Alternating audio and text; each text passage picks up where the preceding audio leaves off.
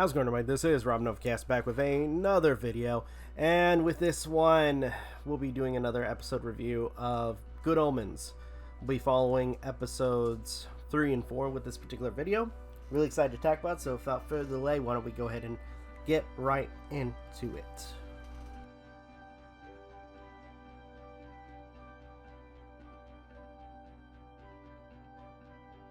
So, episode 3 begins with, well, to an extent, right after what happened with the Garden of Eden, where God confronts Aziraphale about his flaming sword, and I guess as punishment, he is to travel the world, or be stationed on the planet. And to an extent, on and off history, he meets up with Crowley. Which, I gotta say, some of the scenarios with them is pretty funny. My favorite has to be, or at least one of them anyway, being them meeting William Shakespeare, and I guess having, different, dealings to an extent on the planet. There was another one where they were both knights on opposite sides of, armies, so on. But to an extent, we see, again, as history progresses, what they've been up to. One thing in particular, I guess one of the several of the things in particular, is Crowley has been wanting a contingency plan from Aziraphale. That, of course, being his own holy water to an extent. And I guess to a very large degree, if a demon is exposed to holy water, not only is their body destroyed, but they're just completely destroyed. Like, there's nothing left of them after being doused with holy water. So, to a degree, it's quite dangerous for them. So, what they end up doing is eventually, I guess, Aziraphale, after time and time again meeting up with Crowley and him trying his best to get what he wants, Aziraphale kind of folds and gives him holy water. His contingency plan, and this in some sense was Aziraphale kind of helping Crowley, because to an extent Crowley was about to break into a church to steal some. So there's that. Going back to current day, we have the descendant of Anna Nutter, or Agnes Nutter, which, by the way, I think her name was, if I recall, Anne. I think I'm just going to call her... It's a really long name. I'm just going to call her Anne. Anthema, I think it was. But anyways, yeah, Anthema. And I think, if anything, I'm just going to call her Anna. But Anna is trying to search for the Antichrist, which... Unfortunately, things are becoming a little bit more difficult now that she doesn't have her book, which is in the hands of Aziraphale. Sure enough, he does use the book, figures out, again, where the boy is, and tells his superiors. Though his superiors may question his motives now, to a degree, because at this point, Aziraphale wants peace, whereas the rest of the angels just want war. Crowley, on the other hand, also wants to prevent the Antichrist from, gaining his full power, but at the cost of the boy's life. We do have an interesting interaction where Anna talks to Adam, who is the Antichrist, and to an extent kind of has conversations about some of the things of the world, which piques the kid's interest, including, like, for instance, nuclear facilities or power plants, and discussing, I guess both of them kind of discussing how dangerous it is. And by the end, we get to see the extent of his power, like literally, I guess, removing all nuclear power and turning, like, leaving a lemon drop in its wake, which is really odd, but to an extent, it's, I think that's part of the writing, where it just it's silly. It really is. It's a really silly show, but to a degree. Though a lot of the ideas that are popping into Adam's head kind of concern his parents to a degree.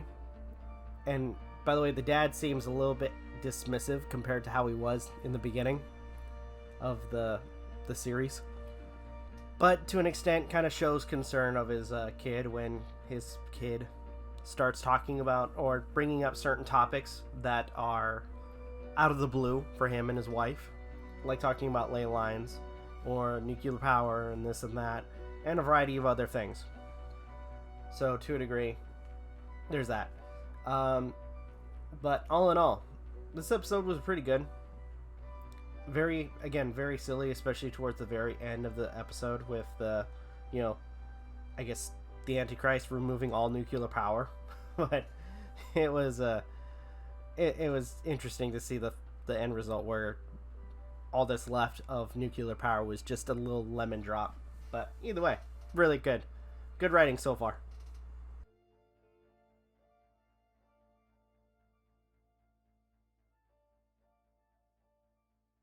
All right, so next episode 4, which is Saturday morning fun time. It's coming closer and closer. I guess to set us up, it's coming closer and closer to the end times.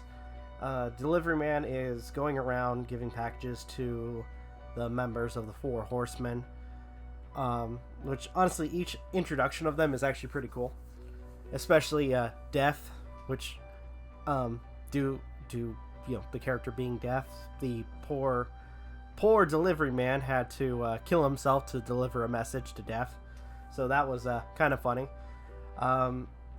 Adam is slowly kind of acclimating to his powers. Weird things start happening left and right, like for instance all of the nuclear reactors no longer having nuclear reactors, but rather still producing electricity somehow. The city of Atlantis resurfacing, aliens popping up,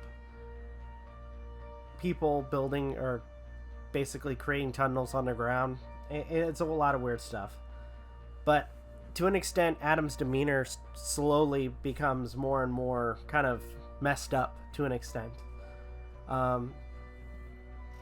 Especially towards his friends. At the same time, Anna is trying to still figure out who the Antichrist is, and the descendant of the Witchfinder that killed her descendant by the name of, if I can remember his name, I think it was like Lucas or something. I can't remember. But to an extent is also showing up at the town, only to get into a car wreck and finally meet the descendant of Agnes Nutter. And to an extent, with Lucas's, I'm just gonna call him Lucas. With Lucas's help, uncovers the fact that Adam is, the Antichrist. Though it might be too late because he's gathered up all of his friends, Adam, and they're all sitting in the woods while Adam kind of goes on this whole spiel about how things are going to be better with him and what he says, becoming true. So all in all, it's a clusterfuck of stuff going on in the series.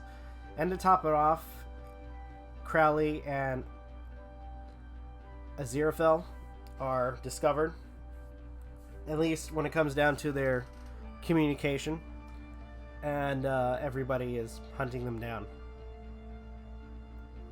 In fact, several demons go after Crowley, whereas the angels begin to pressure Aziraphale to join the fight so they can win a war. And inevitably comes to Aziraphale very conflicted about everything that's going on, wanting to kind of discuss this with a higher power, that of course being God, to try to talk about not starting a war. But unfortunately doesn't get God, but gets Metatron. And also hears the same spiel about how they need to win the war. So to an extent, it's not looking good for Aziraphale.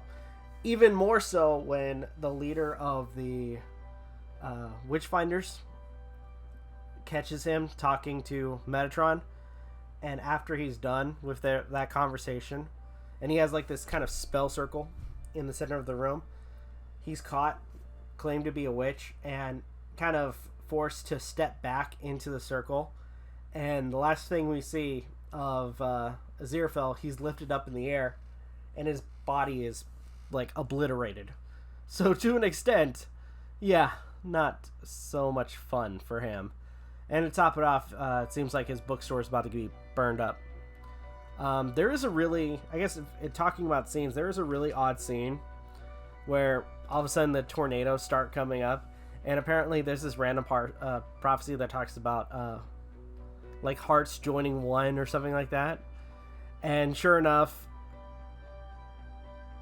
out of like way fucking out of the blue, Lucas and Anna can like kind of confess like some of the things they didn't get to do. In fact, Lucas says he's never kissed a girl, and then all of a sudden they start boning while a tornado is touching down near the property of Anna's house.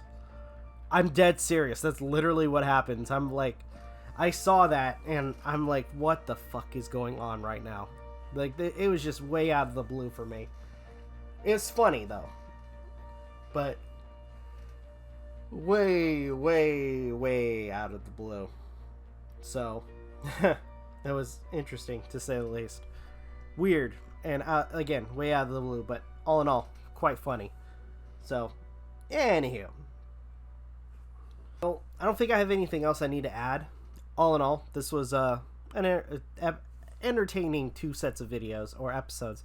So, I think with that, I'm going to go ahead and end the video here. Thank you guys so much for watching. Truly appreciate it.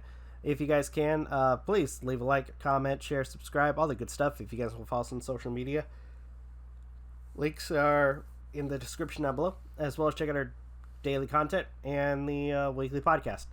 With that being said, this is Rob Novakast signing off. Go and take care, and I'll see you guys in the next video.